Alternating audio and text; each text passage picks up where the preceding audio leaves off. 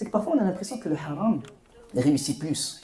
Ou ceux qui sont dans le haram, ou ceux qui n'ont pas de principe, ou qui se laissent aller, qui veulent faire les choses dans le sale ou dans le haram, ont plus de succès, ou ils vont réussir plus facilement, ils vont faire plus d'argent, ils vont s'amuser plus, ils vont profiter plus de leur vie, etc. Ok. Je vais vous présenter un homme, Pablo Escobar, un grand trafiquant de drogue qui était connu. Son fils, il a eu toute une histoire, un back and forth avec Netflix, parce qu'il a dit « Je ne voulais pas que Netflix raconte une version fausse sur mon père. J'ai vécu avec lui, c'était mon père, je connais la vérité sur lui. » Pablo Escobar faisait à peu près 60 millions de dollars par semaine. Par semaine. Il avait tellement d'argent qu'il avait un zoo derrière chez lui.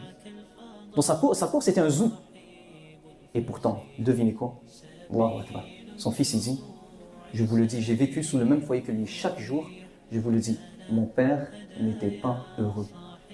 Je voyais mon père et mon cœur se déchirer, il était malheureux. Tu voyais le stress et la peur dans ses yeux chaque jour.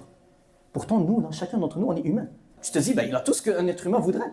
Pourtant, celui qui était le plus proche de lui, qui vivait sous le même toit que lui, te dit, mon père n'était pas heureux. Et là, la preuve que votre religion dit la vérité, il y a plus de 1400 ans, qu'est-ce qu'Allah nous a dit dans le Coran? Et quiconque se détourne de mon rappel mènera certes une vie pleine de gêne.